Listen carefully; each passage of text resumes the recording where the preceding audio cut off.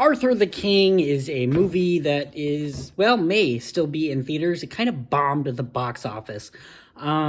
This movie is based on a true story about these group of extreme adventurers. They do the extreme race thing where you kayak and climb mountains and zip line and hike and all that crap. Based on a true story.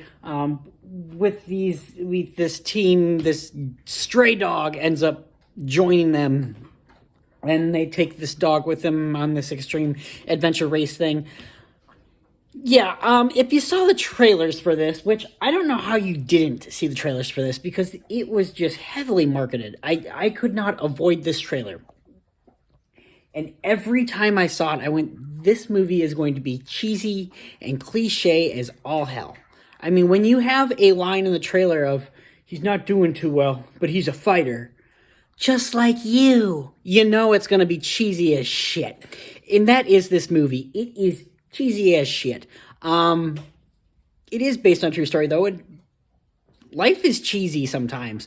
So I can't necessarily... It's hard for me to go on this when it's cheesy. But it is cheesy as all hell. And there are lines in this movie, I'm just like, good God. And there are moments in this movie that you can 100% guess is going to be said. There's just certain things you can be like, they're going to be a pep talk right now. They're going to be this big, all right, guys, we got this. We're going to do this. It's going to be great. So yeah, it is cheesy as all hell. All the characters in this are so one note. Mark Wahlberg, he wants to complete this race. Simu Lee's character is a Instagram model guy. He's going to have his phone constantly out, taking pictures. That's what he is in this entire movie. There is a gal in this movie. She's a rock climber, and she's kind of quiet to herself. That's her character in this movie. There's another guy. He's got a bum knee, and he navigates.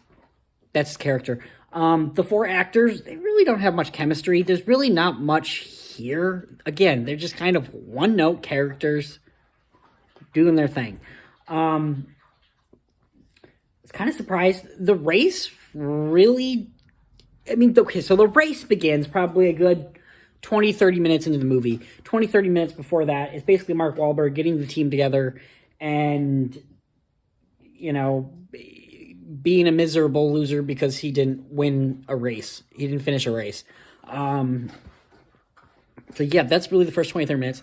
The dog really doesn't show up with the group until about, an hour into this hour, 45-minute movie. What is it? 47, I apologize. Hour 47. And the hour leading up to that feels very much kind of like, I guess, a streaming, a straight-to-DVD streaming. It feels like a streaming movie. It really does. And it's funny because I just talked about Monkey Man, which was supposed to be a streaming Netflix movie, but it does not feel like a streaming movie. And thank God for Jordan Peele, who brought it into theaters. This movie feels like a streaming movie that was put in theaters. It really does just feel like a streaming movie. There's not much about this that I feel like it had to be in theaters. Yeah, there's a couple cool shots during their race. You've seen in the trailers a zipline scene. That's really kind of cool. Did it necessarily need to be up on the big screen? No, I wouldn't think so. And yeah, this movie is just very generic. You know everything that's going to happen. And if you saw the trailer for this, literally everything is spoiled in the trailer. There's certain scenes that you go, hey, we haven't seen that scene yet. That means that this is probably going to happen. It's going to be right after this scene. So you know exactly what's going to happen with this movie. And it is just kind of cliche. It is really cheesy. The dialogue is not that great. Yeah, this is literally just the definition of a streaming movie to me. And I feel like I would have enjoyed it more if I was watching it at home on, I don't know, who distributed this? I honestly don't remember. Peacock or whatever. I just think I would have enjoyed this a lot more if that had been the case with this one. And I mean, it's fine. It's what is this? Is it PG-13? It's PG-13. This movie doesn't need to be PG-13. There's one F-bomb they literally could have took out. Other than that, I mean, there's really no reason for this movie to be PG-13. It could have been PG and have made it more of a family movie. And I think it maybe would have done a little better. Maybe if it had been more of a family movie, it would have done better at the box office. Because I just don't see why this movie is PG-13 other than one F-bomb. I mean, I really don't. I honestly should look it up and see, but I I really don't understand it. This movie could have been PG. I guess there's some intense sequences, but also the intense sequences that are in this movie, I don't know. Again, it's based on true story, but it's based. I think there are certain things in this movie, particularly the zipline scene, that maybe would be too intense for kids. I don't think it's that intense, but maybe this would be too intense for kids. That's why it's PG-13. But that part doesn't really need to be in there. You can put the zip line part in there, but this particular part that I do not think is actual true, maybe it is, I don't know. It just doesn't even need to be in the movie, and it could have been PG, so I don't know. This movie was just kind of a mixed bag for me. Is it fun to watch a doggy movie? Yes. Did I need to see it in the theater, especially when it's this cheesy? No. And when,